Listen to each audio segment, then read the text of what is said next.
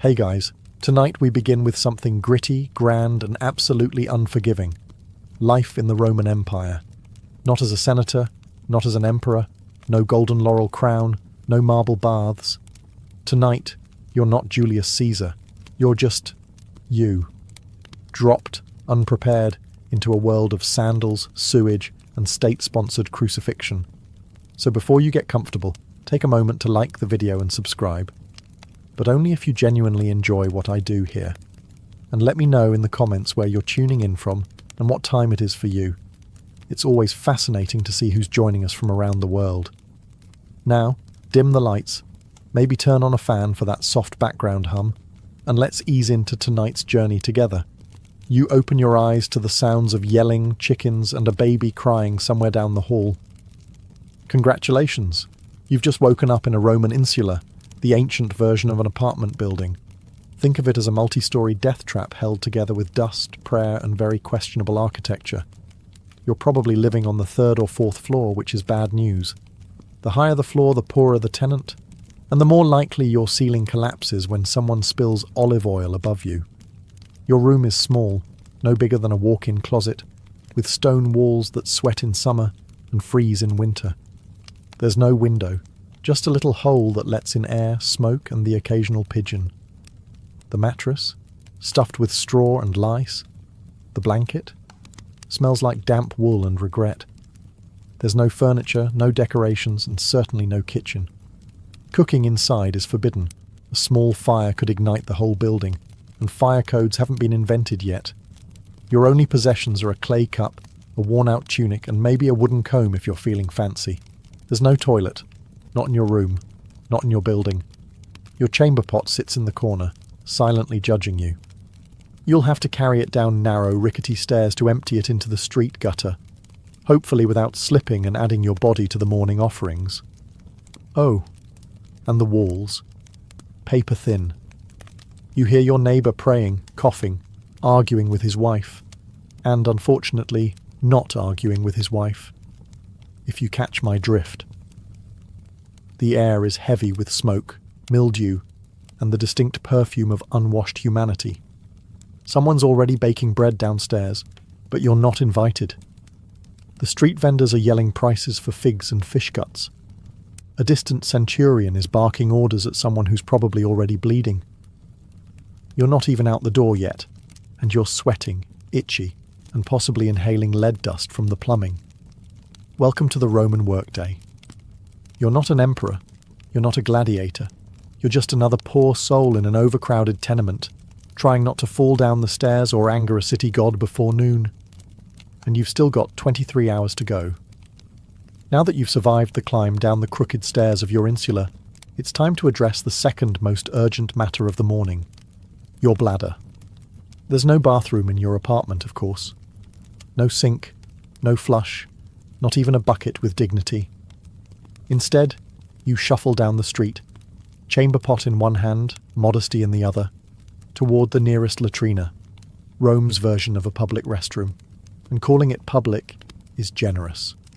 It's a social club for strangers who don't mind making eye contact while doing their business. You arrive to find a long stone bench with holes cut into it.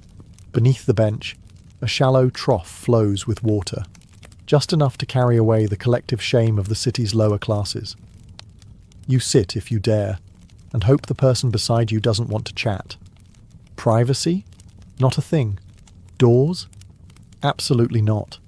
People treat it like a town square with extra acoustics. Businessmen discuss grain prices while squatting. A retired soldier talks about his sciatica. Meanwhile, you're just trying not to look directly across from you where another man is chewing olives and not breaking eye contact. Then comes the real treat, the tersorium. It's a communal sponge on a stick, kept in a bucket of vinegar or salt water. In theory, you rinse it before use. In practice? Well, let's just say the sponge has seen things. Unspeakable things. You wipe, hesitantly, and hope the vinegar did its job. If you're feeling lucky, maybe you brought your own rag. If you're feeling rich, maybe some moss. But chances are you just used what everyone else used, and now carry the quiet shame of shared hygiene. And if you think you can skip this ritual by going in an alley, think again. Public urination laws exist, fines are real, and Roman law enforcement is not known for subtle warnings. Once you're done, you wash your hands. Wait, no you don't. There's no soap, no running water, just a rinse from the communal basin that's seen more fingers than a handshake competition. You leave the latrina feeling lighter and slightly more dead inside. But hey, that's Rome. And now it's time for breakfast, if you can call it that. So, you've done your morning business and managed not to fall into a gutter or get arrested. Impressive. Now it's time for breakfast, the most important meal of the day unless you're Roman, in which case it's more of a polite formality before work and misery. Welcome to the Irontaculum, a Roman morning feast that consists of precisely two things: stale bread and watered down wine. Sometimes there's cheese, sometimes there's olives. But mostly, there's just disappointment. Forget about coffee. The Romans didn't have it. No eggs, no bacon, no pancakes, and certainly no oat milk lattes. Breakfast is not meant to be satisfying. It's meant to not kill you. Your bread is likely panis rusticus, a rough, chewy lump of grain and grit baked yesterday or the day before. It's dense enough to qualify as a weapon and textured like limestone. The wine is diluted, because even they knew that being drunk before sunrise in ancient Rome was a bad idea, unless you were a senator. There's no kitchen in your apartment, so you eat this meal standing in the street or squatting beside a fountain, alongside other equally unenthused citizens gnawing on bread like flavourless tree bark. If you've got a bit of oil or a smear of garum, Rome's famously salty fermented fish sauce, then congratulations, you've added aromatic horror to your already bleak meal. If you're wealthy, maybe you get fruit or honey. But you're not. You're a normal Roman citizen, just rich enough to not be enslaved and just poor enough to envy your neighbour's broken jug of goat milk. Sometimes vendors walk by selling hot chickpea fritters or honeyed pastries, and for a moment you feel hope. But you remember your coin pouch is emptier than a gladiator's sympathy, so you bite your bread and pretend it's cake. And this is how the day starts, with carbs, mild dehydration, and a growing realization that you're about to walk 7 miles on Roman sandals with nothing but stale crumbs in your stomach and a buzz from last night's leftover wine. It doesn't get better, because now it's time to go to work. After your hearty breakfast of bread and mild despair, it's time to face the Roman workday. And let's be clear, unless you're a senator, a poet with a patron, or one of the lucky few who inherited land from a dead uncle with no heirs, you are working, and you're doing it hard.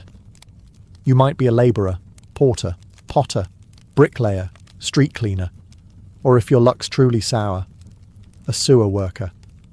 Rome needs a lot of things: roads, aqueducts, temples, baths. And someone has to build them. That someone, you, with your bare hands, under the sun, wearing sandals that provide all the arch support of a soggy leaf. The Roman workday starts early, very early. The sun is barely up, but the foreman already is, yelling in Latin and waving a stick. If you're late, you're docked a day's pay or worse, beaten, shamed or fired, which in Roman terms means you starve with honour. Your tools are basic. You dig with a shovel made of splinters and prayer, carry bricks on your back, and haul water from a cistern that smells like old socks and ambition. There are no gloves, no helmets, just sweat, dust, and the constant awareness that one slip might crush your spine and your career simultaneously. And if you're a craftsman, good luck. You're competing with hundreds of others selling the same clay pots, sandals, or cheap tunics. Underpricing is common, and quality doesn't matter if a richer citizen decides he doesn't like your face. Even more elevated jobs, like messenger, accountant, or teacher, aren't glamorous. You're either running through Rome's chaotic streets with scrolls under your arm, writing numbers for someone who will forget your name, or trying to teach Latin to a group of senators' children who already think they're gods. Women? They're working too, spinning, weaving, selling vegetables, or managing stalls in the markets, plus raising children, plus managing the household, plus not dying during childbirth, multitasking before it was cool. And after all this, you get a short break for lunch. Maybe. If your supervisor isn't in a bad mood or trying to impress a visiting prefect. So yes, you work, or you die trying. Rome may be eternal, but your back won't be, so you've made it through the morning without fainting or being flogged. Now it's time to navigate the ancient Roman street, a chaotic, crowded gauntlet designed by someone who clearly hated personal space and public health. Picture it. The sun's high, the city's buzzing, and the street is alive. Not in a poetic way, in a literal way. Rats, flies, stray dogs, livestock, beggars, merchants yelling in 6 languages, children running wild, thieves pretending to help old ladies while pocketing your coin purse. It's like Times Square, if Times Square had no plumbing and everyone was carrying a goat. Let's talk infrastructure. Roman roads were engineering marvels, perfectly straight, masterfully paved, and usually overflowing with a blend of urine, spilled wine, vomit, animal waste, and the remains of last night's garum sauce. The middle of the street functions as an open sewer. Step off the raised footpath without looking, and congratulations. You've just baptized your sandal in the holy waters of human misery. Wagons clatter by with no speed limits, no crosswalks, and zero chill. They don't stop for pedestrians. In fact, Roman law actually banned heavy cart traffic during the day in the city, which means drivers race through at night, in the dark, without brakes, like charioteers on a deadline. If you're not crushed by wheels, you'll be bumped by elbows, baskets, or an angry fishmonger shouting about spoiled eels. Then there's the air, thick with smoke from cooking fires, incense from temples, the scent of public latrines wafting on the breeze. Oh, and dead animals. Sometimes people just leave them there. If a dog drops in the forum, someone might just toss a cloth over it and walk away. And don't forget public spectacles, spontaneous brawls, impromptu protests, or a politician's parade that blocks traffic for hours, while trumpet players blast off-key fanfare in your face. So yes, the Roman street is alive, and out to get you. Slip on a fig, get hit with a runaway cart, or accidentally offend a patrician's pet monkey, and your day could end faster than Caesar on the Ides of March. And you were just trying to go buy lentils. You're sweaty, dusty, and desperately craving a splash of something cold. The good news? You live in Rome, a city renowned for its aqueducts, those magnificent engineering marvels that carry fresh water from the hills straight into the heart of the empire. The bad news? That water doesn't care about you. Unless you're wealthy enough to live in a domus with your own private fountain, you're sharing water with thousands of your closest coughing, sneezing, not washing their hands neighbours. Your options are the public fountains, where everyone fills their jars, washes their feet, and occasionally dunks a child for fun or hygiene. And by hygiene, we mean a wet version of hope. If you want to wash up, your best option is the thermae, the Roman public baths. They're everywhere, and everyone uses them. Sounds civilized, right? But here's the thing. The water cycles through multiple pools with no soap, no chlorine, and very little shame. You'll be sitting in a tepid bath with a dozen other men, none of whom believe in modesty. Conversations are loud, political, and occasionally naked. A man might try to sell you socks, while another cleans his ears with a stick. And the water, it's been through everyone. If you were hoping to feel clean, think again. You're marinating in bacteria with a hint of eucalyptus. Also, fun fact, the plumbing system often uses lead pipes. Yes, lead. Romans were obsessed with engineering, but not chemistry. Over time, that convenient indoor plumbing could cause all kinds of delightful side effects like anemia, gout, infertility, and, if you're truly lucky, madness. Want to drink something safer? Wine. Seriously. Water is viewed with suspicion, especially in the poorer districts where contamination from latrines and street runoff is common. So wine is diluted and consumed throughout the day by men, women, and children alike. Because what better way to survive a crumbling empire than with a gentle buzz? So yes, Rome brought water into the city before most of the world knew what a pipe was. But for the average citizen, it's a gamble every time you drink, bathe, or rinse your toes. Enjoy your aqueducts. Just don't trust them. Welcome to the Roman Empire, where pain isn't just a possibility. It's the background music of your entire life. You stub your toe, no ice, no painkillers. You grit your teeth and keep going until it either heals wrong or falls off. Break a bone? You wrap it in a dirty rag and try not to breathe too hard. Get a splinter? Good luck. That's how infections start and how you might end. Roman society isn't big on comfort. There are no ergonomic tools, no padded seats, no concept of taking it easy. If you're a labourer, you're lifting bricks with a hernia and a prayer. If you're a soldier, you march 20 miles a day with bleeding feet and a scorpion bite on your thigh. If you're a woman in childbirth, well, welcome to agony. Your midwife might know a chant. That's about it.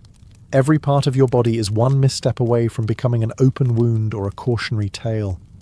And unless you live near a temple with a very dedicated priest, your best option is homemade ointments, herbal smoke, or simply ignoring the problem until it resolves itself, or you get resolved into a grave. There's no such thing as anesthesia. Surgeries are performed while you scream into a block of wood. Dislocated shoulder? It's popped back in by a man named Marcus, who learned from watching someone else fail at it. Dental work? Picture a blacksmith. Now picture your mouth. That's the scene. And if you're enslaved or poor, people don't even pretend to care. You could be bleeding out on the side of the road, and the best you'll get is, "Don't stain the mosaic." Even upper-class Romans embraced pain as proof of virtue. Stoicism was the philosophy of the day. Enduring suffering without complaint was seen as noble. If you cried over a broken arm, you weren't just in pain. You were weak. Real Romans suffer silently, then write poetry about it later. So yes, pain is always on the table, and it usually comes without warning, without remedy, and definitely without sympathy. On that cheerful note, let's take a look at what happens when you actually go see a Roman doctor. So, you've hurt yourself. Maybe it was the infected blister from yesterday's work, or maybe you tried to shave with a bronze blade and now your chin looks like a gladiator training ground. Either way, it's time to seek medical attention, which, in ancient Rome, is less about healing and more about surviving the attempt. Let's begin with the basics. Roman medicine is a chaotic mix of Greek theory, mystical guesswork, and a surprising amount of leaves. The core belief? The body is ruled by 4 humours: blood, phlegm, yellow bile, and black bile. Feeling off? One of them is out of balance. The solution? Drain something.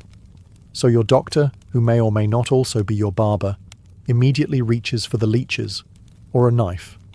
Because bloodletting is the default treatment for everything from migraines to moral failings. Have a cough? Let's open a vein. Depressed? We'll just drain some sadness out of your arm. Surgery? Oh yes, it exists. Roman surgeons had scalpels, forceps, and even bone drills. What they didn't have were anesthetics.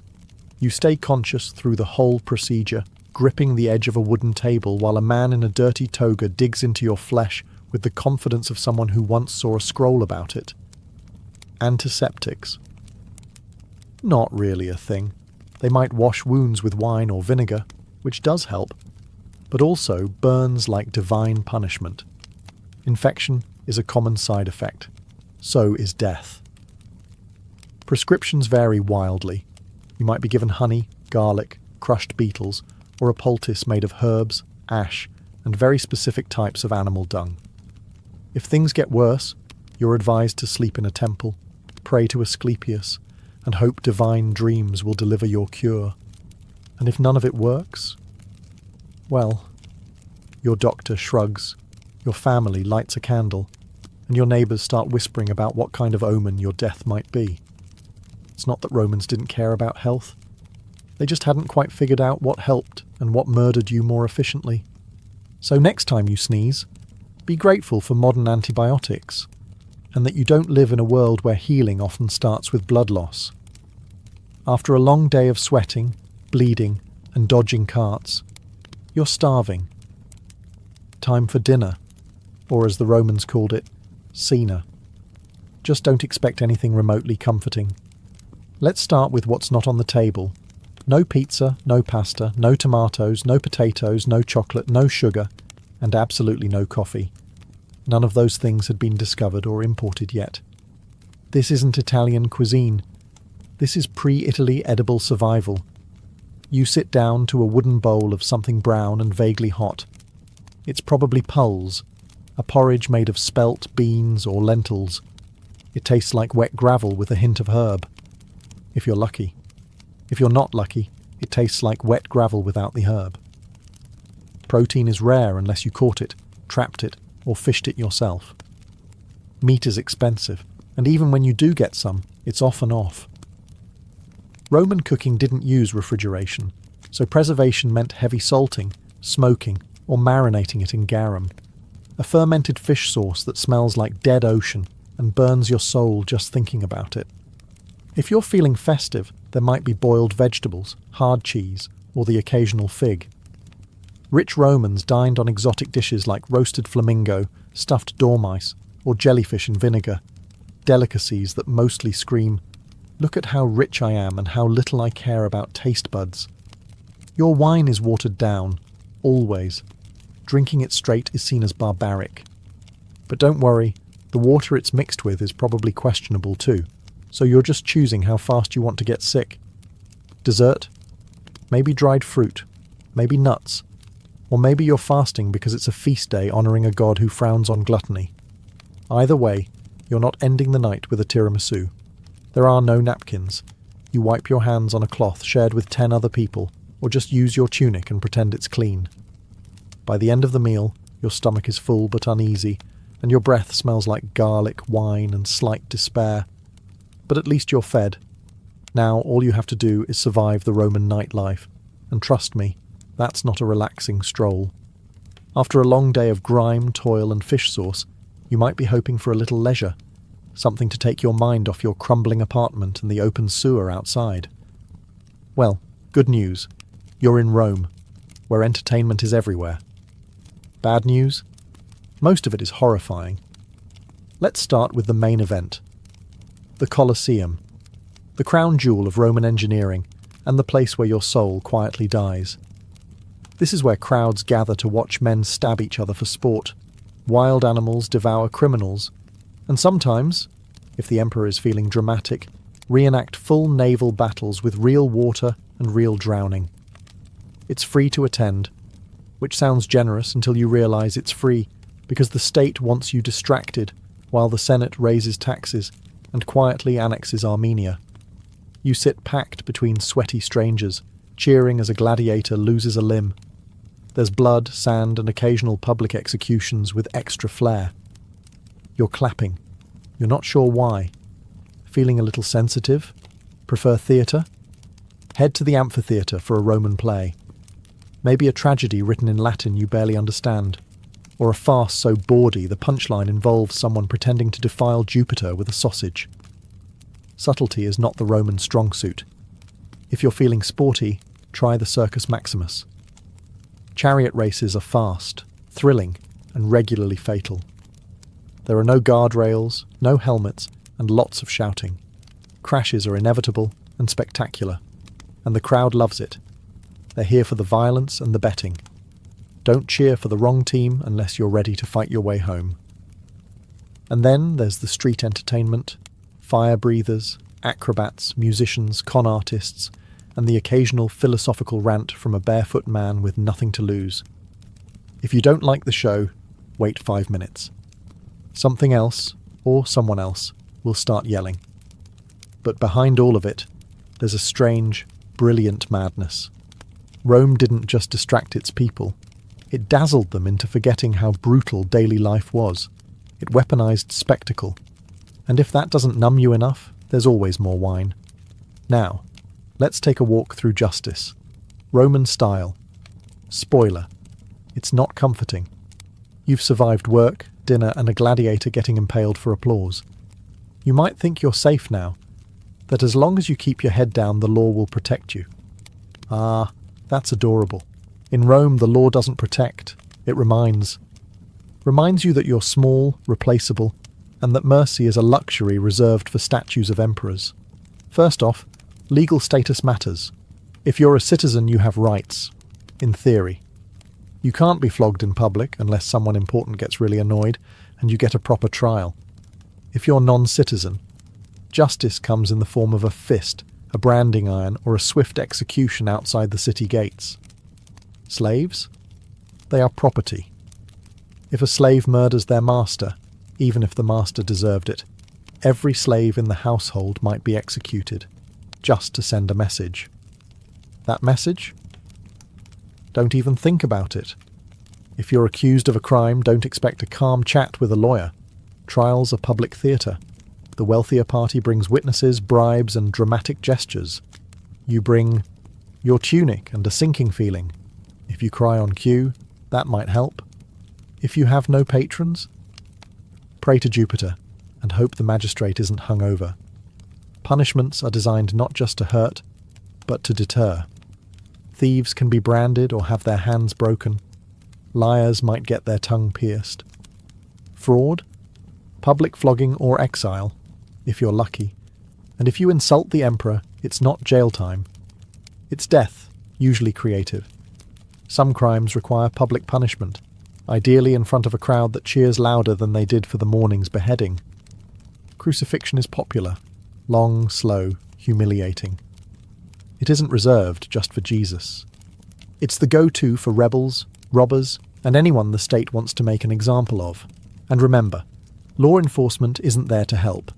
The vigiles are Rome's version of firefighters and police, underpaid, overworked, and often corrupt. If you're mugged, they might shrug.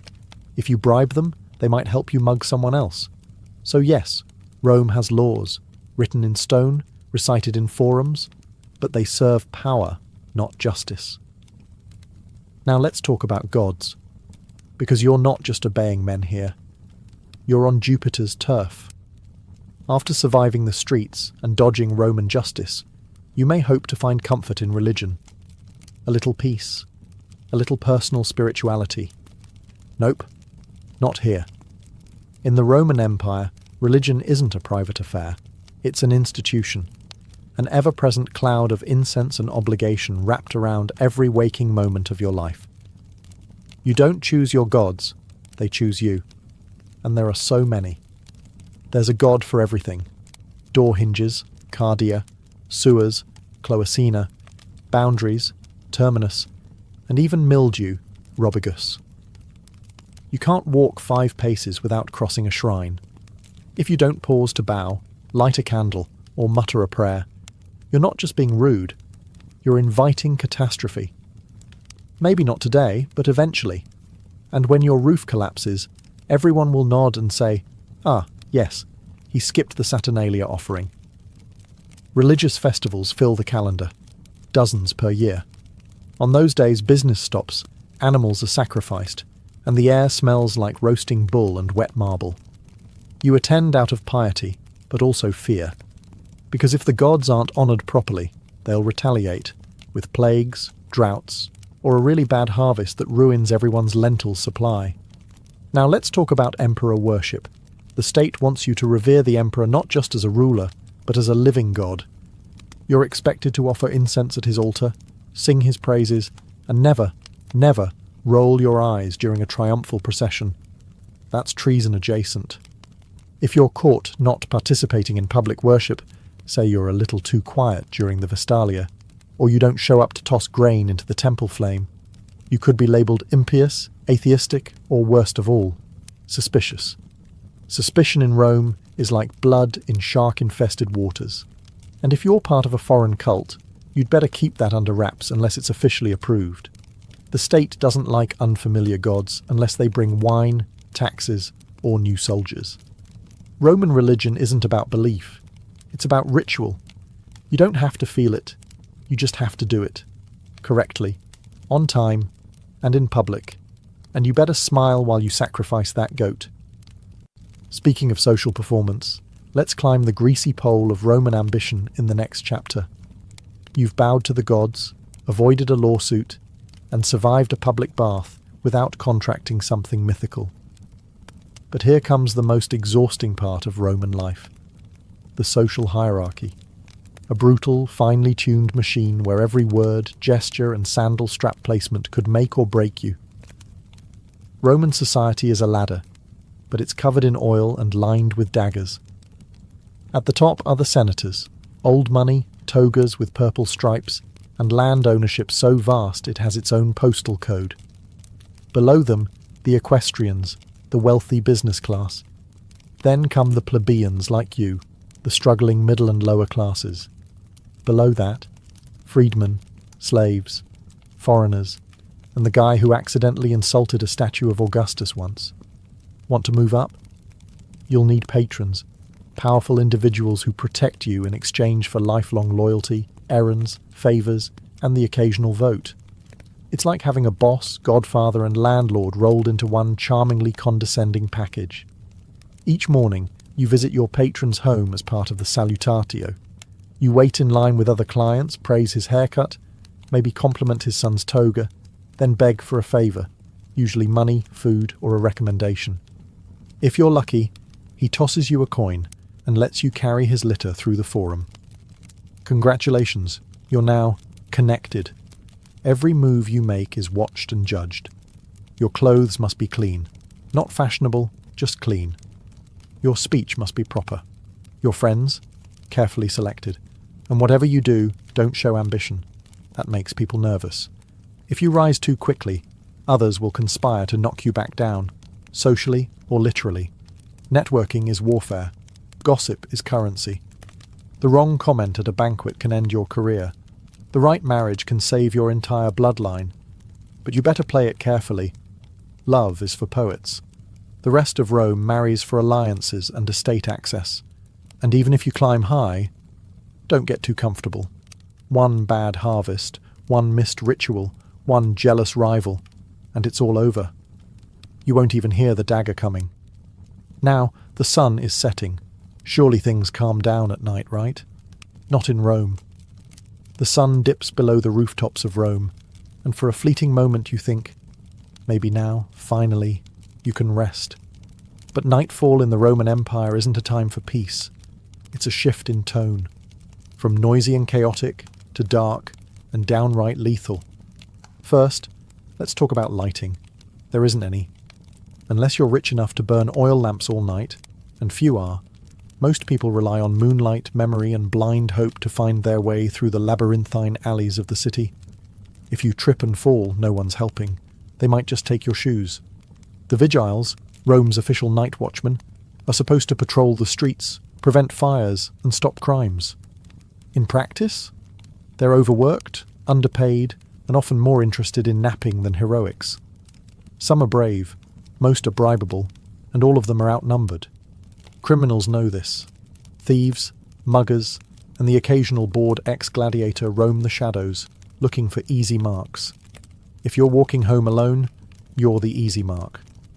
It doesn't matter who you are. Unless you're armed, fast, or invisible, you're at risk. And then there's fire. Rome's greatest nighttime terror. Insulae, those charming death trap apartments you sleep in, are made of wood and dreams. Cooking after dark is illegal for this reason, but laws mean little to a hungry tenant. A single overturned lamp can reduce an entire block to ash in hours. The Great Fire of 64 CE didn't start itself, but once it did, it raged like Mars in a bad mood. You might think your building is safe, until you smell smoke at midnight and realise there's no organised evacuation plan. You grab your one tunic, your chamber pot, and maybe your dignity, and sprint for your life down a collapsing staircase. And if it's not fire or thieves, it's noise. Drunken parties echo through the streets. Processions for obscure gods parade by with drums and shouting. And if a senator's mistress is upset, everyone within a 3-block radius knows. Sleep in ancient Rome is a luxury. Silence is a myth. And safety? That's reserved for the wealthy, the armed, and the extraordinarily lucky. But hey, morning's almost here. You just have to survive one more night. And then repeat. The sun sets on Rome, and with it you might expect a moment of calm, a breeze, a quiet meal, maybe even sleep. Think again. Rome doesn't go silent at night. It simply shifts into something darker, louder, and more dangerous. The city never truly sleeps. It prowls. Let's start with fire.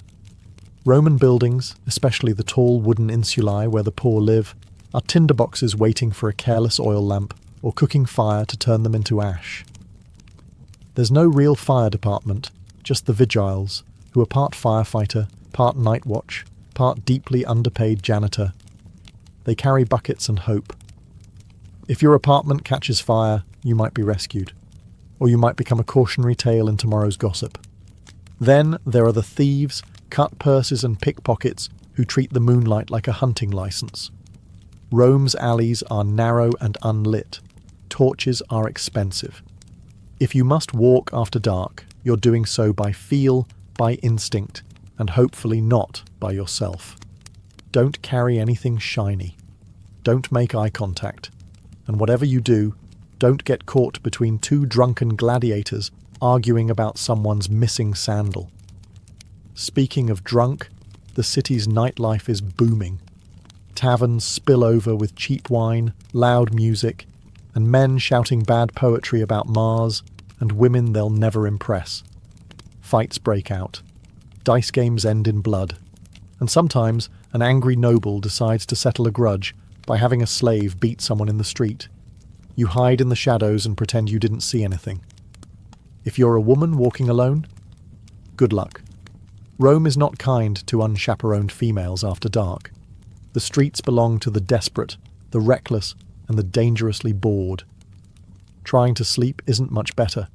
Your insula creaks like it's thinking about collapsing. Rats scurry through the walls. Your neighbour coughs like a dying goat. Somewhere nearby someone is screaming, either from passion, murder, or both.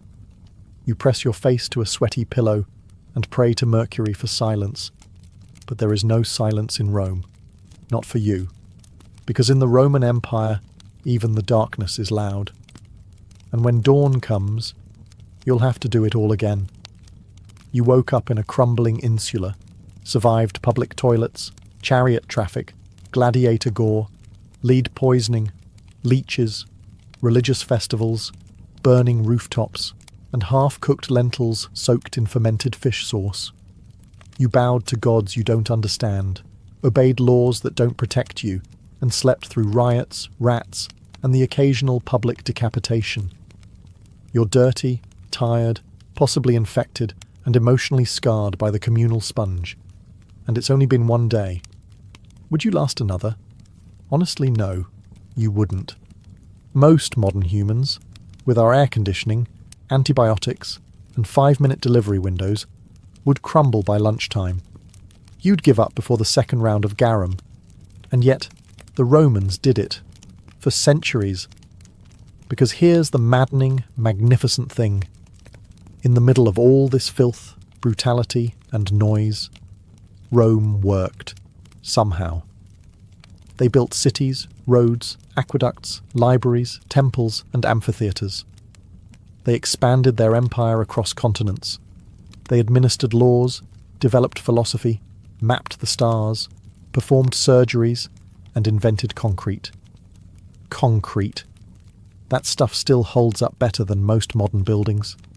They created systems that shaped Europe and beyond for 2,000 years. Latin became the root of half the languages you hear today.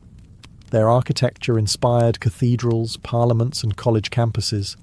Their political concepts, republics, senates, veto power, still echo through modern democracies. But it came at a cost. For the average Roman, not the emperors, not the marble-bathed elite, daily life was a hard-fought grind. And yet they endured. They adapted. They didn't have a choice. Because Rome wasn't made of gold. It was made of sweat, fear, ambition, and survival. Layer by layer, person by person, century by bloody century. And that's why it lasted.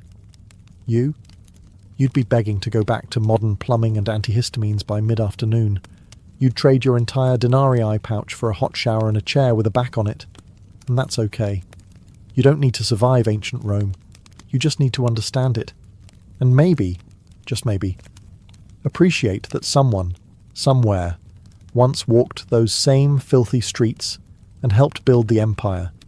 So you could sit here today, clean, safe, and mildly horrified. Imagine being a Parthian princess in the 2nd century BCE. You've got royal blood in your veins, a name fit for legend, Rhodogun, and more importantly, you live in a world where your family spends more time fighting rebels than hosting dinner parties. Rhodogun wasn't born into peace and pearls. She was born into grit, horses, and the constant possibility that someone might poison your dates. Her father, Mithridates I, was no idle king. He was the one who expanded Parthia from a dusty fringe kingdom into a formidable empire that would one day spar with Rome. But expansion comes with problems, namely rebellions, betrayals, and those neighbours who just won't accept that your army now owns their backyard. As a young woman, Rhodogun would have grown up watching envoys argue, commanders draw maps in the sand, and palace scribes trying to keep track of who was loyal this week. She wasn't trained just in silk and ceremony. She learned statecraft, command presence, and how to wear armour that didn't clash with her earrings. It's important to understand the role of Parthian women here. While not always given the spotlight, Parthian noblewomen were no strangers to power.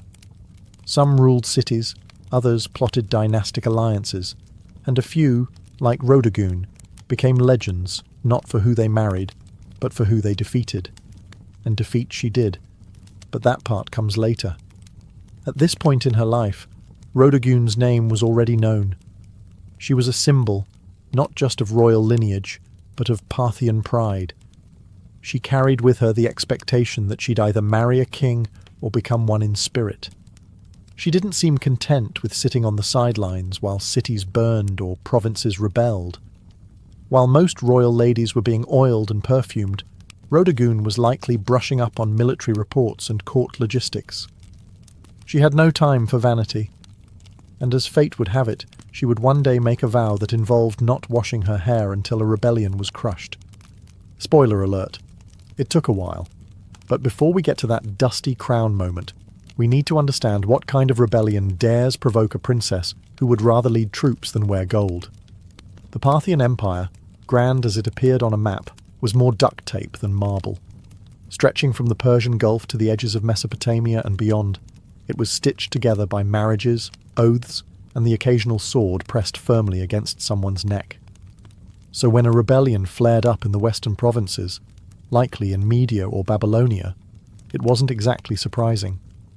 What was surprising was how bold the rebels were. These weren't just disgruntled tax evaders. These were full-blown aristocrats and city leaders, angry at the central power and perhaps emboldened by the young age or absence of a male royal enforcer. They didn't just throw a fit. They took fortresses, silenced Parthian envoys, and essentially told the crown to go polish its own sandals. Now, under ordinary circumstances, the king would have dispatched a general or a cousin with too much ambition and too little brains. But these weren't ordinary circumstances. For reasons still debated by historians, maybe timing, maybe logistics, maybe sheer royal defiance, Rhodogun herself took command. And not just in the abstract, I'll approve the battle plans kind of way. No, she got on a horse, donned armour, and made a public vow that would become the stuff of legend. She would not wash, comb, or otherwise tend to her hair until the rebellion was crushed. It was bold. It was dramatic. It was, frankly, a nightmare for court stylists. But that vow, dramatic as it sounds, wasn't vanity. It was a declaration. A visual symbol that tied her personal dignity to the fate of the empire. Every time someone saw her tangled, dust-laden hair, they'd be reminded, this isn't over until we win. And that worked. Soldiers rallied. The troops didn't just see a princess. They saw a commander who was literally letting her beauty decay with the war. She embodied Parthian resilience, the kind that didn't rely on thrones but on thorns, dust and sweat. Meanwhile, the rebels probably didn't know whether to laugh or panic. They had expected a general, maybe a diplomat. Instead, they got a furious, unwashed woman who was riding straight for their gates with steel in her eyes and no time for conditioner. And worse, she meant business. When Rhodogun set out from the capital, she wasn't escorted by a lavish court parade or showered in rose petals. She was accompanied by cavalry, grit, and the weight of an empire that needed its rebels squashed like an overripe fig. And she looked the part. Gone were any signs of courtly delicacy. Her hair, famously unkempt, began to take on a life of its own, hanging like a banner of war-torn determination. In a world obsessed with appearances, she turned her own into a weapon. The campaign was not swift. This wasn't a single siege, easily resolved with a bribe and a battering ram. The rebel cities were fortified and confident. They had expected hesitation from the central power, not a battle-hardened woman galloping through the dust with fire in her gaze. But Rhodogun didn't waver. Her military instincts were sharp, perhaps sharper than many of the men who had led before her. She employed classic Parthian strategies, mobility, feigned retreats, and hit-and-run raids. Her forces would appear at the edge of a rebel-held city, vanish like smoke, and return a day later from an unexpected flank. Reports suggest her soldiers admired her not just as a symbol, but as a tactician. She didn't ride behind the lines. She was up front, dirt under her nails and fury under her helmet. And as the weeks dragged on, so did her hair.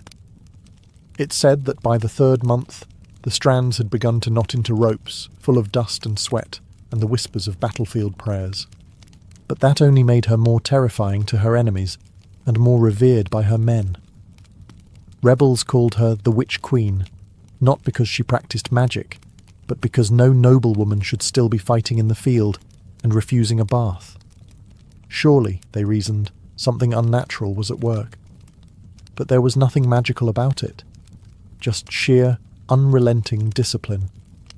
By the time her army laid siege to the final rebel holdout, the legend had grown faster than the rebellion had.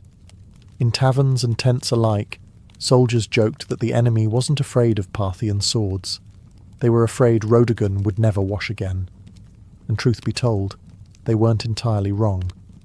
The last stronghold of the rebellion loomed ahead, a walled city rumoured to be impenetrable, where the rebel leaders had dug in like ticks on a dog.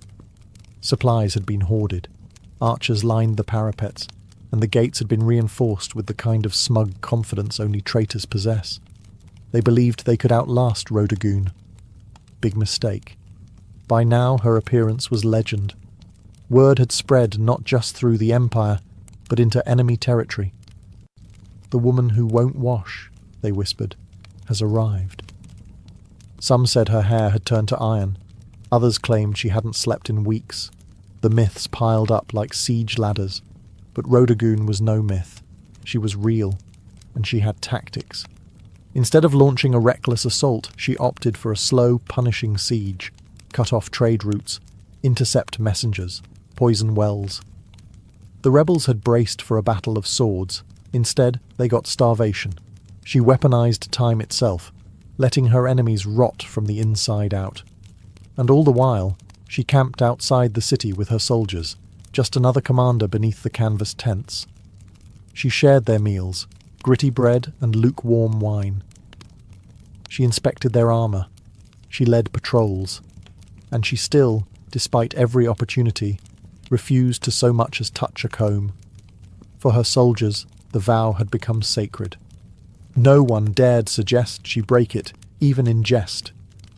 It had become a living embodiment of Parthian pride, a symbol that their suffering wasn't for nothing.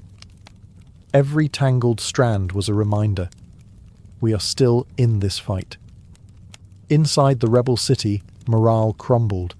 They had expected to demoralize the enemy by holding out. Instead, it was they who began to wither. Their own commanders began to argue. Food ran low. Rumours of desertion began to ripple like cracks through stone. And then came the breaking point. A small gate, left unguarded for just an hour, perhaps out of fatigue, perhaps sabotage, was found by one of Rodagun's scouts. That night, under the cover of darkness and wind, her forces slipped in and opened the main gates from within. By morning, the city was hers, and Rodagun, face streaked with sweat and ash, stood atop the battlements, unbathed, victorious, and utterly terrifying. Victory was not declared with trumpets or parades, it was declared with water. After months of dust, battle, and relentless pursuit, Rodagun stood before her army not in royal robes, but in the same battlefield garb she had worn since the campaign began. Her armour bore dents from rebel blades, her face was lined from sun and strain, and her hair, her wild, matted, filthy hair, now hung down her back like a lion's mane made of wire and legend. But she had done it. Every rebel city had fallen. Every oath-breaker had been brought low. And now, with her vow complete, she could finally do what no one in the Empire had dared attempt to rush. She could wash her hair. According to tradition, and later accounts passed down through oral history, Rodagun summoned her servants not to a golden chamber, but to a public courtyard. She wanted her soldiers, the ones who bled beside her, to witness this moment. Basins were filled, oils were warmed, combs were retrieved from storage like sacred relics. And then, under the open sky, the warrior princess of Parthia, caked in the grime of war, began to scrub away months of rebellion.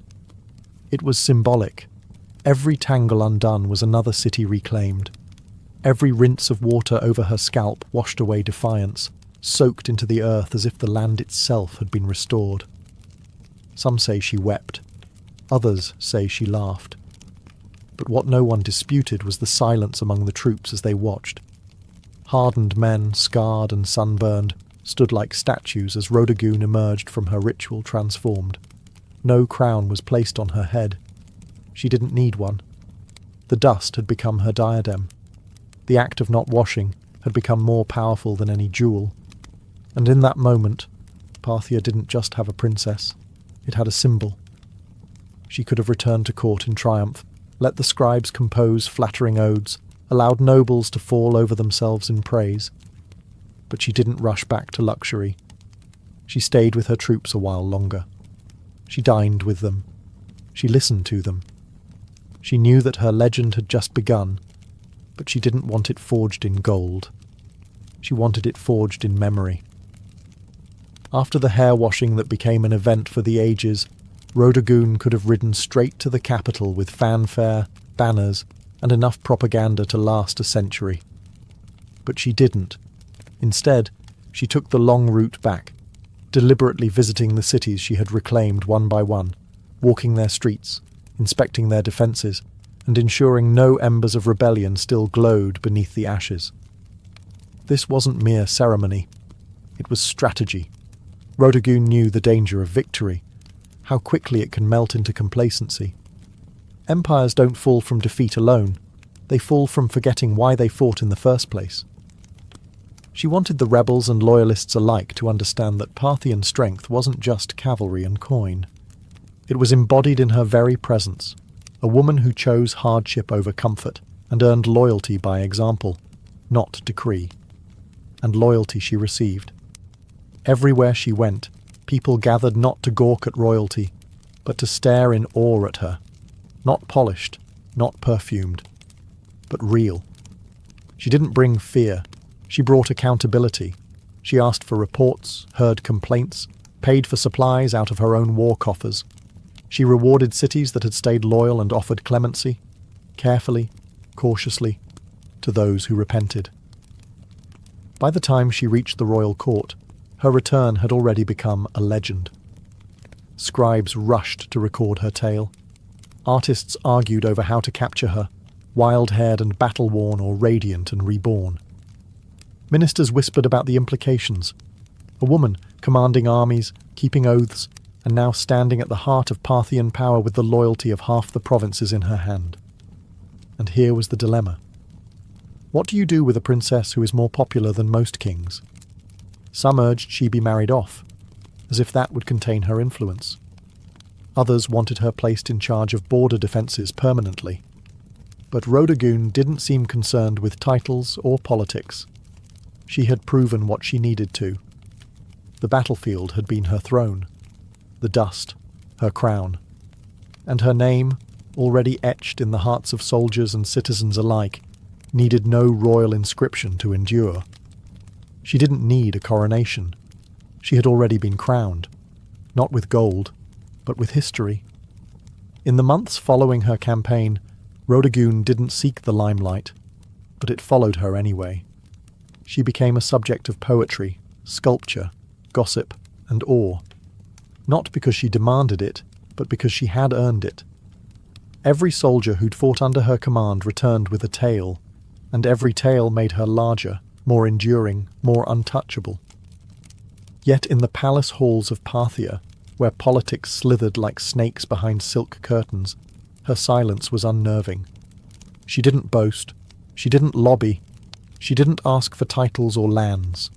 Instead, she observed, listened, and understood the real battlefield had only shifted from stone walls to whispered conversations. Even the king, her father or possibly her brother depending on the exact moment in the tangled Parthian dynastic timeline, had to tread carefully. Rhodogun wasn't just popular. She was respected in a way few men at court could compete with. Not adored for beauty or bloodline, but for leadership, for command. She had turned her vow into policy, her filth into folklore. And yet, the silence she kept was as deliberate as any military maneuver. She didn't tell others what she planned next, because perhaps even she didn't know. For the first time in years she wasn't fighting. She wasn't commanding troops or outwitting rebels. She was still, and that stillness unnerved many. What does a woman who conquered without a crown do next? One theory among historians is that Rhodogun used this silence as leverage. Her presence alone, her every quiet nod or glance, forced decisions.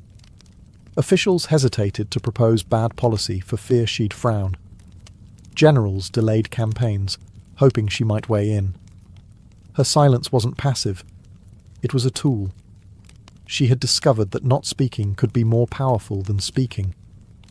And so she remained, a living legend walking the palace corridors, her freshly washed hair braided not just in gold thread but in memory. Her very existence challenged the norms. She had proven that Parthian might wasn't confined to masculine hands. It could ride into battle with tangled hair and return with cities at its feet, and all she had to do now was wait. Because sometimes the greatest move is no move at all.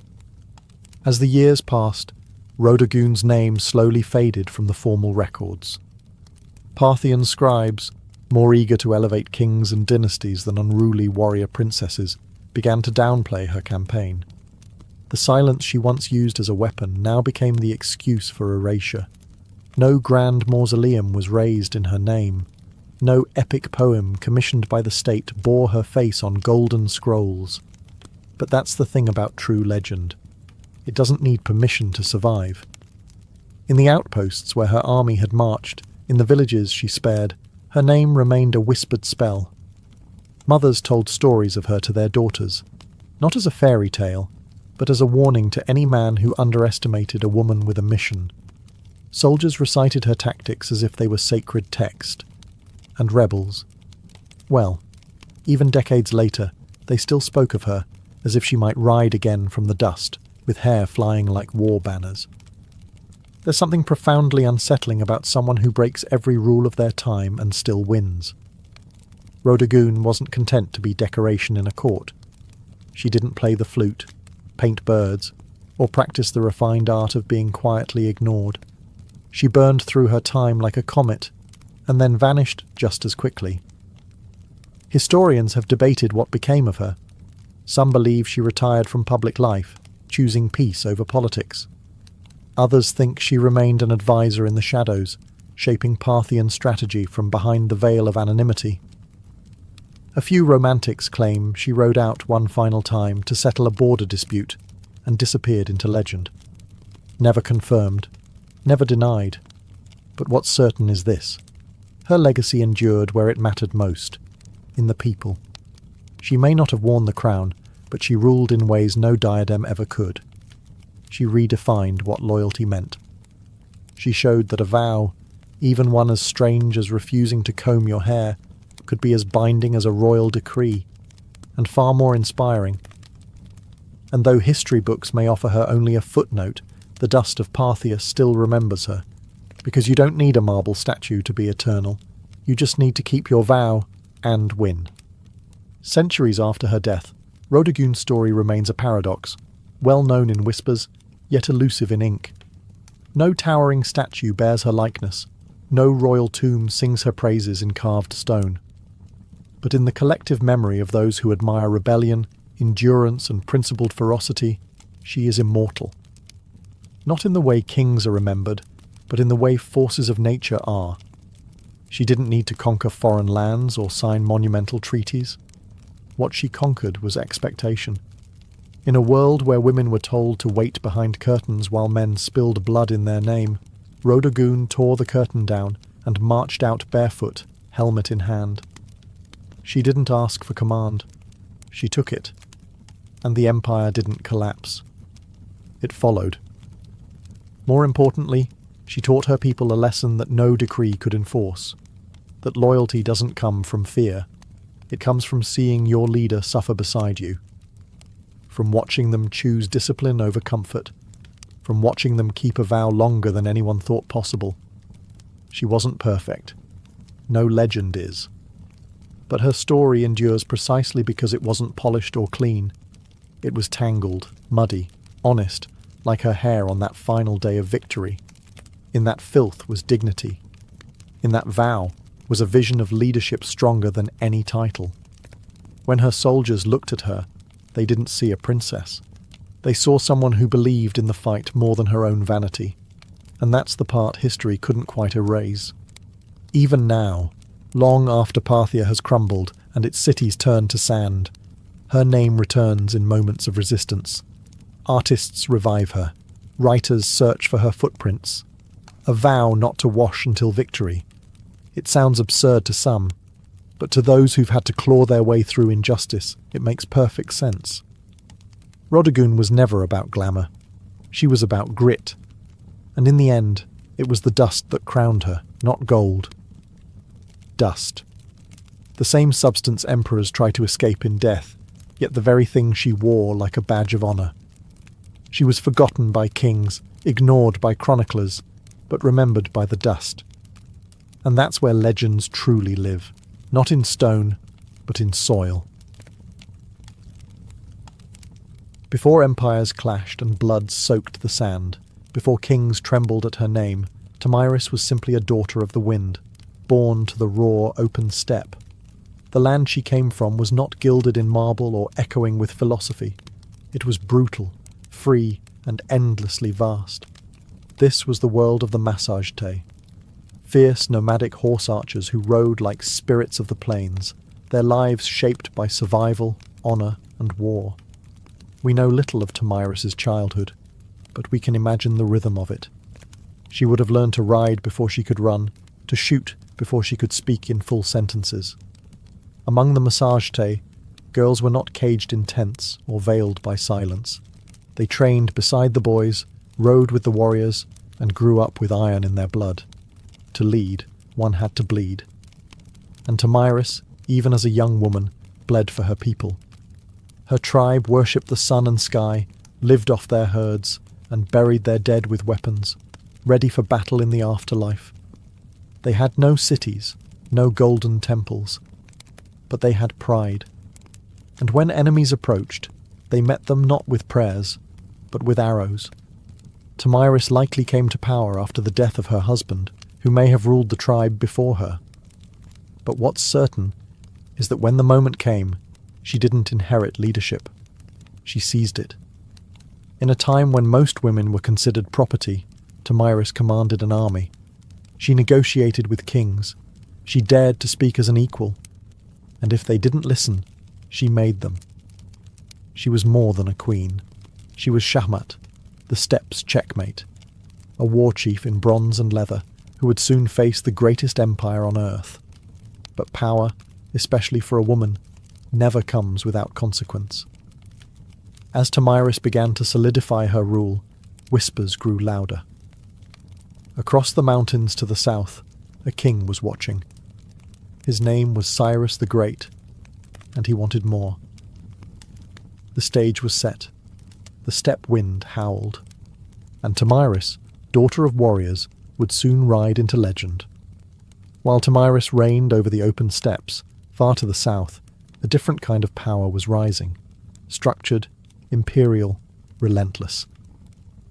Cyrus the Great, founder of the Achaemenid Empire, had already conquered Lydia in the west and Babylon in the south. His banners flew over deserts, mountains and cities where languages changed every few days' ride. But Cyrus wasn't done.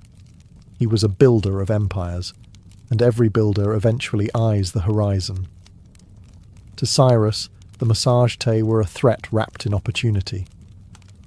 They weren't rich in gold or cities, but they controlled the northeastern frontier, and that meant access to key lands, resources and trade routes. More importantly, the Massagetae had something no empire could afford to ignore: pride. And pride, in Cyrus's eyes, could be bent or broken. But Cyrus also knew that brute force wasn't always the best first move. He had a reputation for cleverness, diplomacy, and strategic trickery. So he tried a different approach, one that kings before him had used to dissolve threats without a single drop of blood. He proposed marriage. According to ancient sources, notably Herodotus, Cyrus sent envoys to Tomyris offering an alliance through matrimony. On paper, it was a royal match, the great king of Persia and the warrior queen of the Massagetae. But Tomyris wasn't naive. She saw the proposal for what it was, not an offer of love or partnership, but a calculated attempt to absorb her people without a fight. She declined, and that rejection didn't sit well in the halls of Persepolis.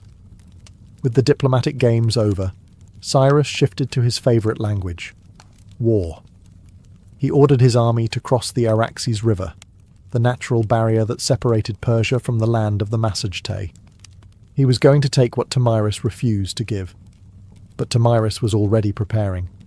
She knew the terrain. She knew how her people fought, on horseback, fast and furious. And most of all, she knew Cyrus wasn't just coming for land. He was coming to crush a woman who dared to say no. The world's most powerful king had declared war, but he had no idea what kind of fury he had just awakened on the steppe.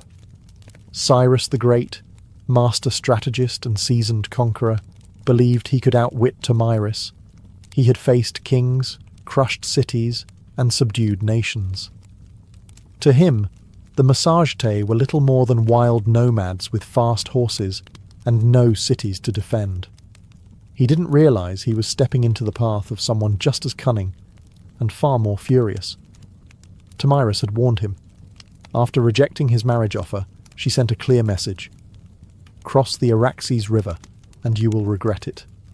But Cyrus crossed anyway, building a bridge of boats to carry his army into Massagetae land. Instead of striking immediately, Tomyris pulled her forces back, luring Cyrus deeper into unfamiliar terrain. The Persians found an abandoned camp, well stocked with food, and more importantly, wine, a luxury the nomadic Massagetae rarely indulged in. It was a baited trap, and Cyrus took it, perhaps thinking the enemy had panicked and fled. Inside the camp, he left a portion of his army under the command of General Harpagus, a trusted officer. As the Massagetae returned under the cover of night, they fell upon the drunk and unsuspecting Persians with deadly precision. The battle was brutal and swift.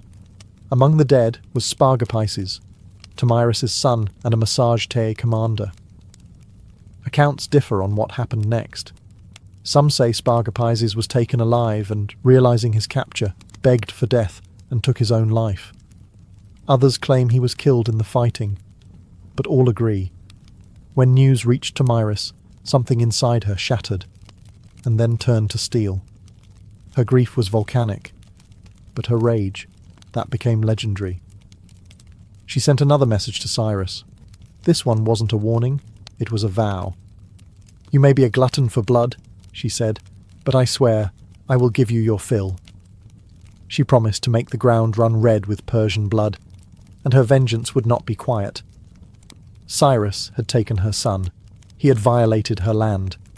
Now he would meet not the queen of the Massage-Tay, but the mother of a slain warrior, and the last face he would ever see.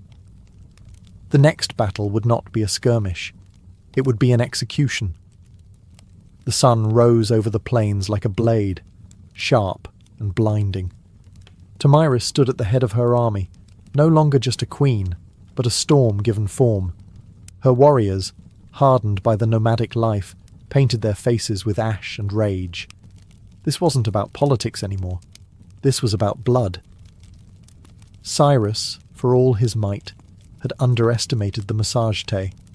He assumed they would fight like the tribes he had conquered before, chaotic, uncoordinated, easy to crush. But Tomyris had spent her life among warriors. She understood how to strike, not blindly, but with precision. She rallied her forces for a full-scale assault on the Persian invaders. And this time, she wasn't holding back. The location of the final battle is lost to history, swallowed by the vastness of the steppe. But what's clear is that Tomyris launched a ferocious counterattack. Her cavalry swept across the plains like a tide of knives. They fired arrows from horseback, closed in with axes, and fought like people with nothing left to lose. The Persians, battle-hardened, disciplined, and experienced, weren't expecting this level of organized fury. Tomyris didn't just lead her troops, she fought beside them. Her presence on the battlefield ignited her warriors like wildfire. Every strike was driven by vengeance. Every charge was an answer to her son's death. Cyrus tried to hold the line, but it shattered. The Persians were routed. Many died where they stood. Others fled into the endless grasslands, only to be hunted down.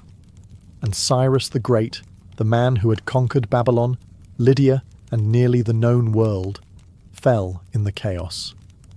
Whether he was slain in combat or captured and executed depends on the version told.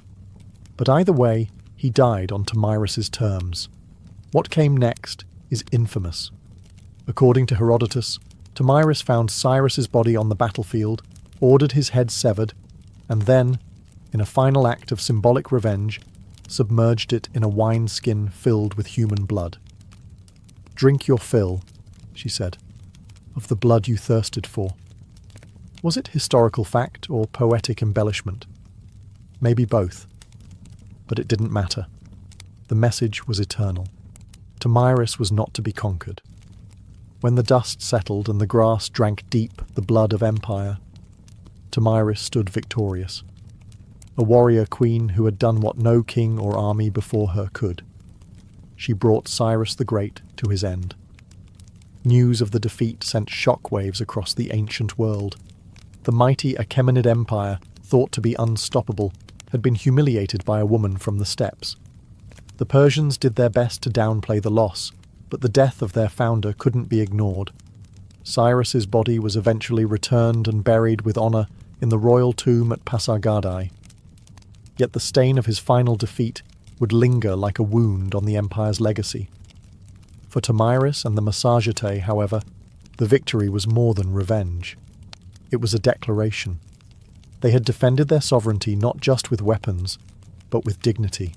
Tomyris had stood up to the world's most powerful ruler, and she hadn't just survived, she had triumphed. And then she vanished from history. No records survive detailing her later years, her death, or any successors she may have appointed. It's as if, after taking her vengeance, Tomyris simply rode back into the horizon and allowed the wind to carry her legend forward. In the centuries that followed, historians, poets, and chroniclers would try to fill in the blanks, turning her into a symbol as much as a woman. To the Persians, her name was a bitter reminder. To the Greeks, she was a paradox, a barbarian who displayed more nobility than many kings. And to the peoples of Central Asia, Tomyris became folklore, a ghostly queen who rides through the steppe, fierce and unbending, with a sword that remembers. Her legacy would inspire countless depictions across cultures. Medieval manuscripts portrayed her in regal armour. Renaissance paintings imagined her towering over Cyrus's corpse. In every age, she became what people needed: a mother avenger, a wild queen, a lesson in hubris, or a symbol of feminine power. But one truth cuts through the myth: she changed history. Tomyris didn't inherit a throne, she forged it in fire and fury. And for one brief, unforgettable moment, the Steppe Queen proved that not all empires rise. Some fall to the hooves of warriors who ride with vengeance in their hearts. Much of what we know about Tomyris comes not from local Massage-Te records. They left no stone tablets or royal archives, but from the pen of a Greek, Herodotus, often called the father of history. Writing a century after her time, he immortalized Tomyris in his histories, casting her as a warrior queen of astonishing resolve and terrifying vengeance. But Herodotus wasn't simply reporting facts. He was weaving a story, one part chronicle, one part morality tale. To him and his Greek audience, Tomyris represented the ultimate reversal of imperial arrogance. Cyrus the Great, a man who had conquered half the known world, fell not to a vast army or a rival king, but to a woman who fought not for glory, but for her child. Her victory was almost mythic, and Herodotus treated it as such. He even detailed her grisly revenge: the wineskin of blood, the severed head of Cyrus, and her damning words, "Drink your fill." But was it true? Modern historians debate this endlessly. Some argue that Herodotus exaggerated or even invented parts of the tale, using Tomyris as a narrative tool to humble the Persian Empire, which, at the time of his writing, was still a looming force over the Greek world. Others believe that while the blood wineskin episode might be symbolic, the core event, Cyrus's death at the hands of Tomyris, likely did happen. There's also the question of bias. Herodotus, for all his insight, often filtered foreign cultures through a Greek lens. He portrayed the Massage-Te as wild and free, yet noble, an exotic mirror to Greek ideals of honour and liberty. Tomyris, in that frame, wasn't just a barbarian. She was a moral counterweight to Persian ambition. Still, even if details blurred over time, Herodotus succeeded in one thing. He ensured Tomyris would not be forgotten. Because of him, she became more than a historical footnote. She entered the realm of legend, where facts soften but impact sharpens. And in that space between myth and memory, Tomyris' story found a strange kind of immortality. In a world dominated by kings and conquerors, Herodotus left us a queen who refused to kneel, and left her enemies bleeding in the sand. Though she may have slain one of the ancient world's most iconic emperors, Tomyris never ruled an empire herself. She didn't build cities of stone or inscribe edicts on golden tablets. Her people, the Massage-Te, were nomads, living not by walls, but by the rhythms of the land, the sky, and the horse. This meant that Tomyris' legacy was never institutionalized. There were no marble busts or royal coins bearing her likeness, no archives to immortalize her decrees. Instead, her story passed on as stories do on the steppe, through firelight, song, and the whispered awe of warriors. The Massage-Te were one of many powerful tribes of the Central Asian steppes. Their cousins included the Scythians, the Saka, and the Dahai, all expert horse archers who roamed the lands between the Caspian Sea and the borders of ancient China. These tribes were feared by empires for their mobility, unpredictability, and ferocity in battle. Tomyris, as a female leader among them, was rare, but not entirely unique. Steppe culture, unlike many sedentary civilizations, allowed women far greater freedoms. Women rode, hunted, fought, and even led. Among the Scythians, graves of female warriors, buried with weapons, armour, and horse gear, have been found by archaeologists, confirming that the stories of fierce steppe queens were more than just legend.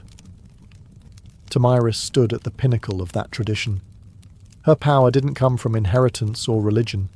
It came from respect, grit, and sheer capability. She was a unifying force among scattered clans, a political leader and a military commander in a landscape where survival meant riding faster, shooting better, and fearing nothing. But because the Massage Tay left no monuments, Tomyris became a kind of phantom queen, her name echoing only in the writings of outsiders and in the oral traditions of the steppe. To the Persian scribes, she was a warning, to the Greeks, a marvel, and to her people, likely a memory carried in bloodlines and battle songs, a ghost who rode with them across the plains. Empires may rise and fall in stone, but the stories of the steppe live on in the wind, and Tomyris, fierce, grieving, and unbroken, became its voice. Centuries passed, and the empires that once surrounded the Massagetae rose and crumbled. Cyrus's successors built Persepolis, fought Alexander the Great, and faded into the dusty footnotes of time. But Tomyris?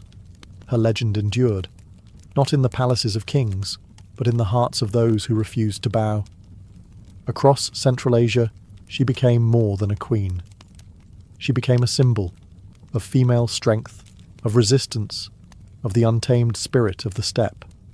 In many ways, Tomyris embodied a kind of defiance that transcended geography. She was not Roman, not Greek, not Persian, and so her story belonged to no empire. That made her dangerous and inspiring. In the medieval Islamic world, chroniclers occasionally mentioned her name, reshaped by language but never quite forgotten. In some versions, she was praised for her justice and vengeance. In others, she was seen as a savage queen, a reminder that power in the hands of a woman could be both glorious and terrifying. By the time the Renaissance rolled around, European artists rediscovered her tale through the writings of Herodotus. Painters depicted her in elaborate armour, standing triumphantly over Cyrus's lifeless body. In one dramatic painting, she holds his severed head aloft like a trophy, blood-soaked and victorious. It was theatrical, yes, but also political. These artists were fascinated by the idea of a woman who didn't just survive in a man's world, she won. In the 19th and 20th centuries, Tomyris became a nationalist icon in regions like Kazakhstan, Uzbekistan, and Turkmenistan. Poets and educators reclaimed her as a historical heroine, proof that the roots of Central Asian identity were fierce, proud, and deeply feminine.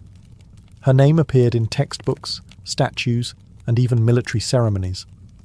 A woman who had once ruled on horseback with a bow in hand was now riding once more, through memory and myth, through rebellion and pride.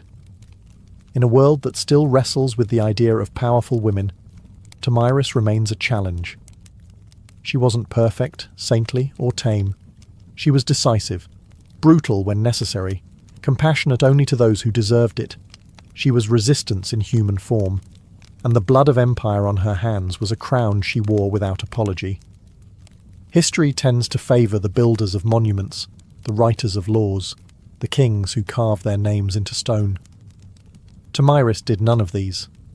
She left no empire behind, no palace to excavate, no royal seal to decipher, and yet her name still lives, not because she ruled forever, but because she refused to be erased. She stands as a contradiction to how history often remembers women, not as helpmates or footnotes, but as forces of destiny. Tomyris didn't beg for recognition. She took it with blood and fire. She didn't ride behind a king. She rode against one, and won. Her story is retold in classrooms from Central Asia to Europe, not simply because she killed Cyrus the Great, but because she dared to defy him.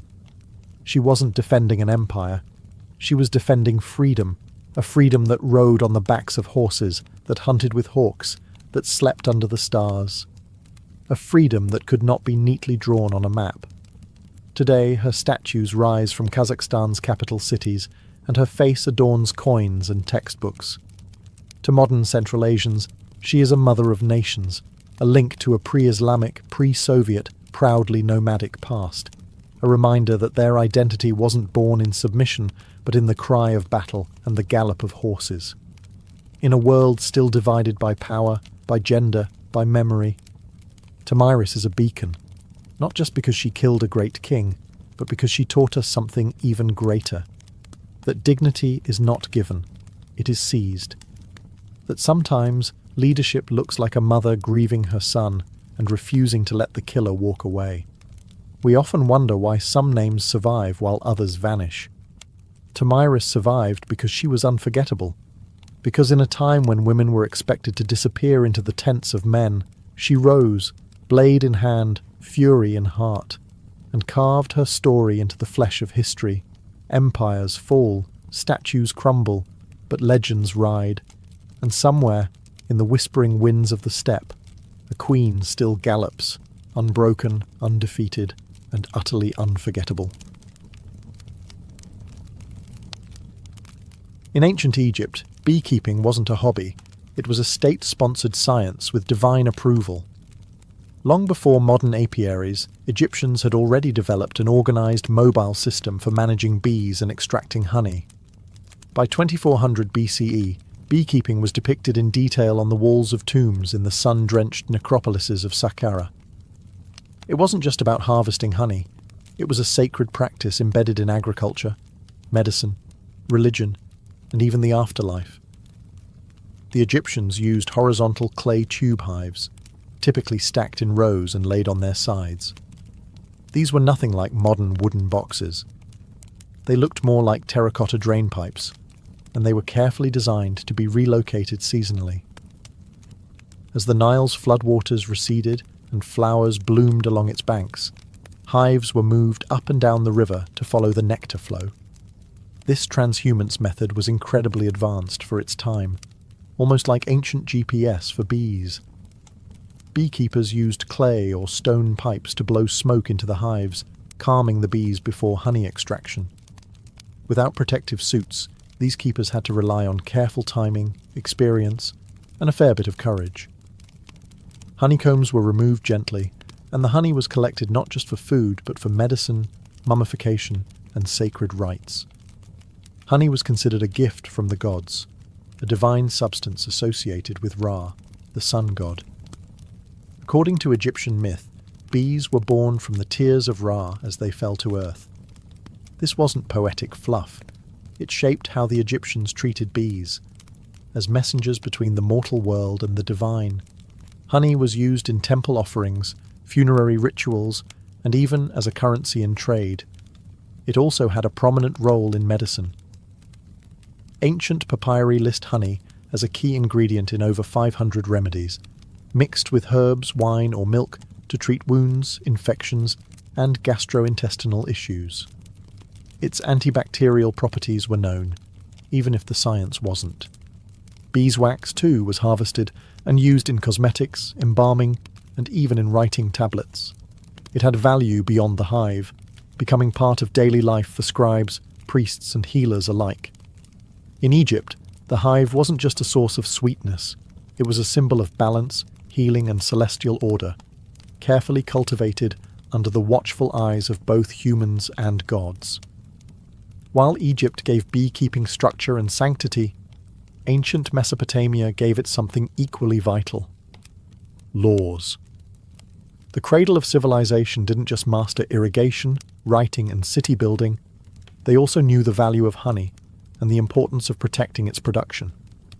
Though Mesopotamian beekeeping wasn't as visually celebrated as in Egyptian tombs, its traces are found in cuneiform tablets and legal codes, suggesting a quietly sophisticated practice.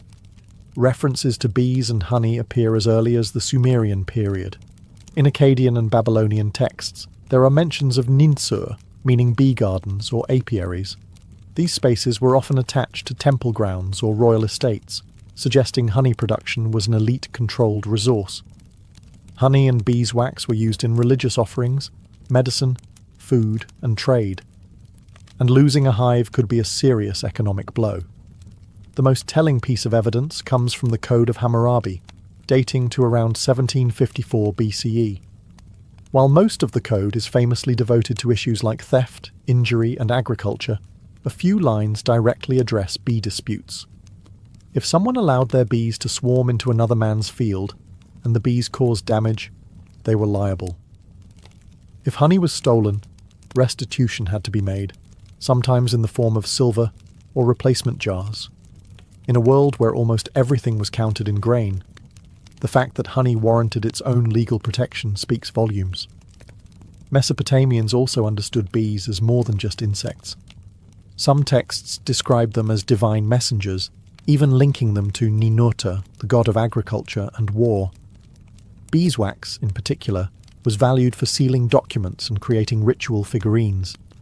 It was both practical and mystical, part of both bureaucracy and magic. Though the exact design of Mesopotamian hives isn't fully preserved, scholars believe they may have used mud brick or woven basket hives, similar to early Levantine styles.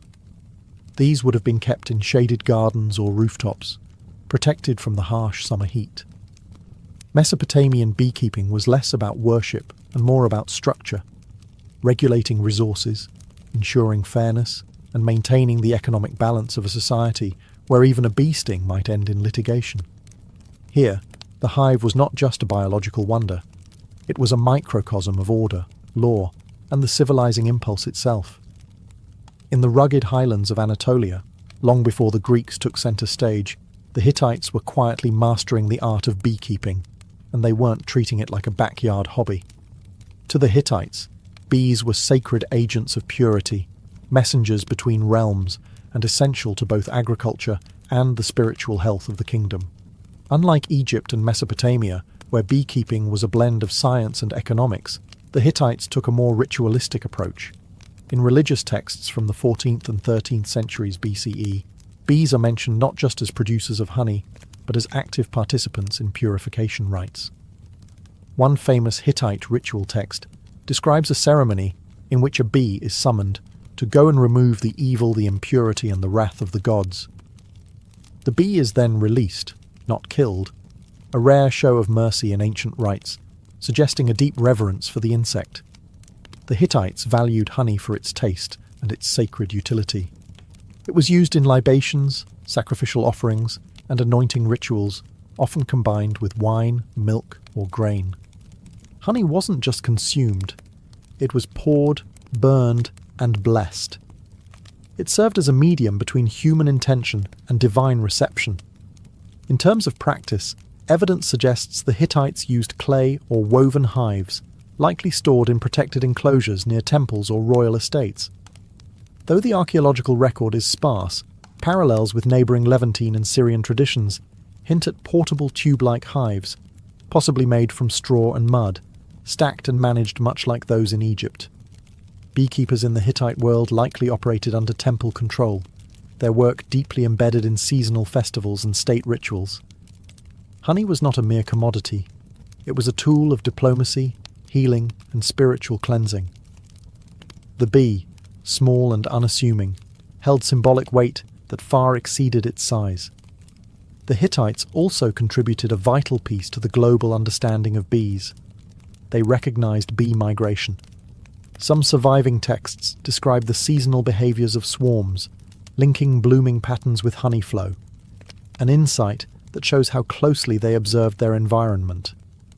In Anatolia, the hum of the hive wasn't background noise. It was a sacred frequency, vibrating through the bones of gods and kings alike. The ancient Greeks didn't just study bees, they admired them, feared them, and modelled society on their mysterious order. To the Greeks, the hive was more than a place of honey. It was a living metaphor, a model for the ideal city-state, a symbol of divine order, and a source of endless scientific curiosity. Greek beekeepers advanced the science of apiculture with a blend of practical knowledge and philosophical flair.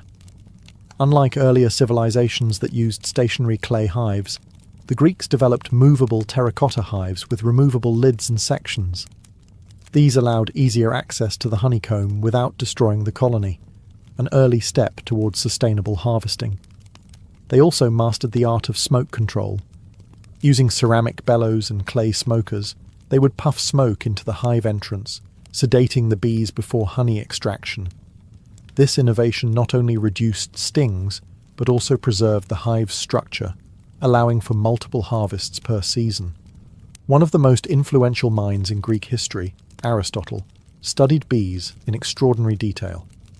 In his Historia Animalium, he described hive behaviour, noting that bees appeared to have distinct roles. Some gathered nectar, others defended the hive, and one, whom he called the king bee, seemed to lead.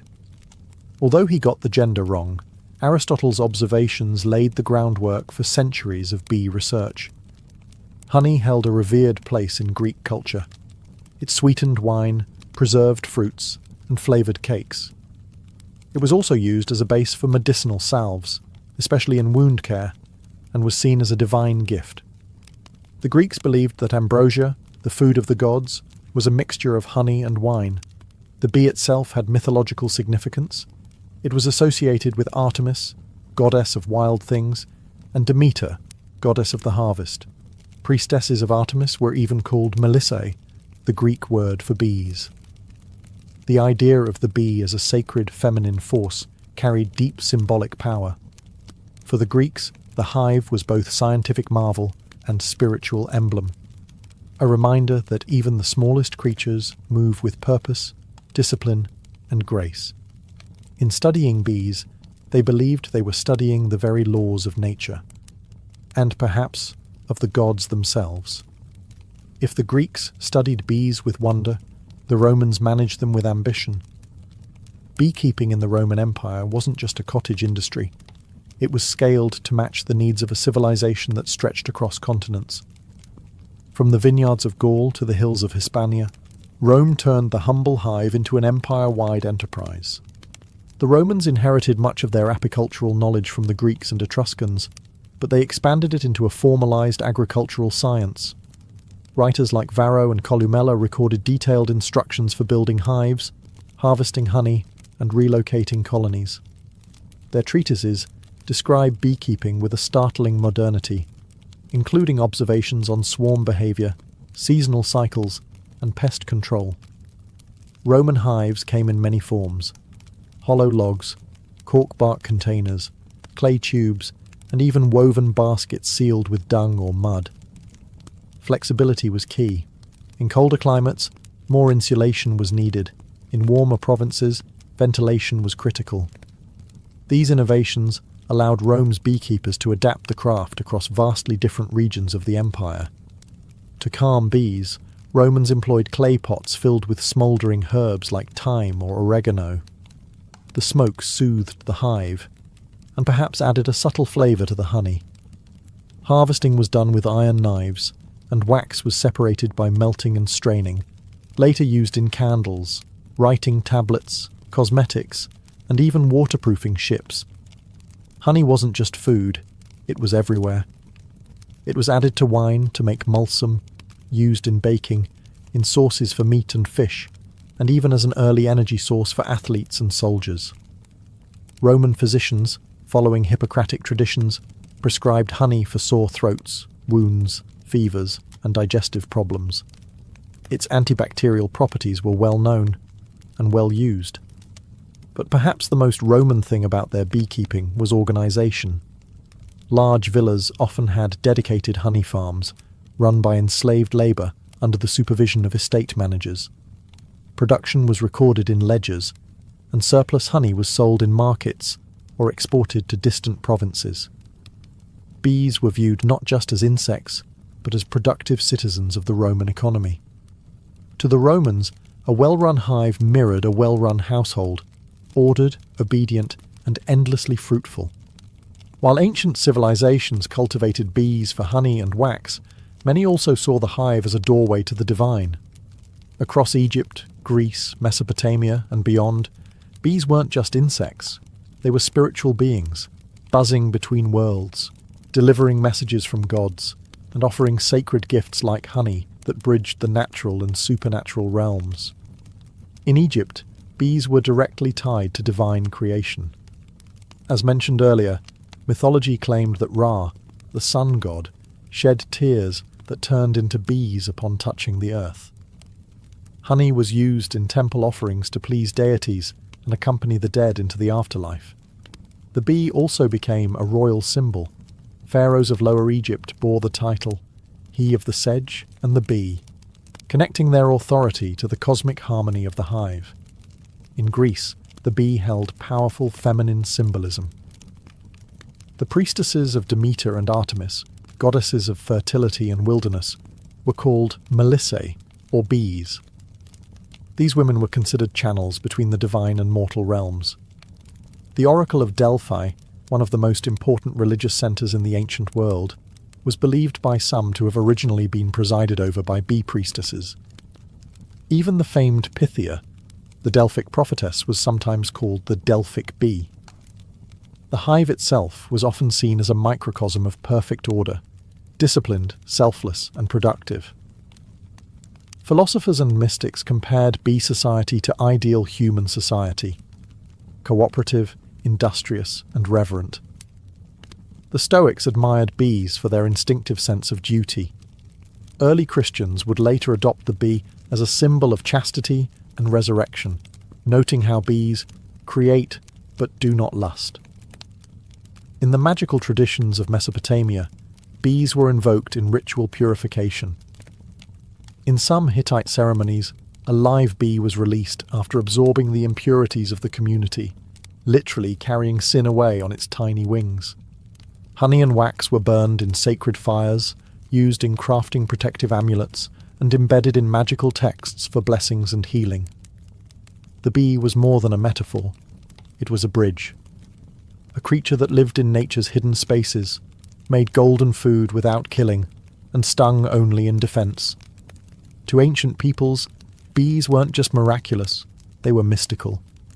To the ancient world, honey wasn't just delicious, it was divine medicine.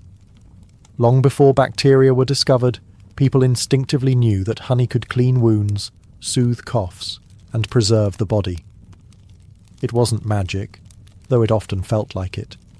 It was chemistry, centuries ahead of its formal explanation. In Egypt, honey was a cornerstone of ancient medicine. Medical papyri like the Ebers Papyrus, circa 1550 BCE, list honey in over 500 prescriptions. It was mixed with milk, figs, garlic, and herbs to treat everything from eye infections to digestive problems. When paired with animal fat or resin, it was applied as a salve to burns and cuts. Doctors knew that wounds treated with honey healed faster and resisted infection, likely due to honey's natural acidity and hydrogen peroxide content. The Greeks followed suit. Hippocrates, the father of modern medicine, prescribed honey for respiratory problems, ulcers, and fatigue. He used honey mixed with vinegar to create oxymel, a tonic used to clear phlegm and reduce fevers. Greek athletes drank honeyed water to boost stamina during Olympic training, believing it restored strength quicker than wine or water alone. In India, the Ayurvedic system held honey, madhu, in high regard. It was classified by taste, source, and medicinal potency. Ayurvedic texts warned against overheating honey, but endorsed it as a treatment for indigestion, colds, wounds, and even poison. It was also used in religious rituals, offered to gods and consumed during sacred fasts for both spiritual and bodily cleansing. The Romans, too, believed in the medicinal power of honey. Pliny the Elder recorded dozens of remedies involving honey in his natural history. It was a base for ointments, gargles, and laxatives, and even used to treat the wounded after battle. Honey mixed with poppy juice was given as a sedative. Roman surgeons kept it on hand to dress wounds and reduce inflammation. Beeswax had its place in medicine too, as a base for plasters, balms, and even dental fillings. Its malleability and resistance to decay made it ideal for sealing and preserving.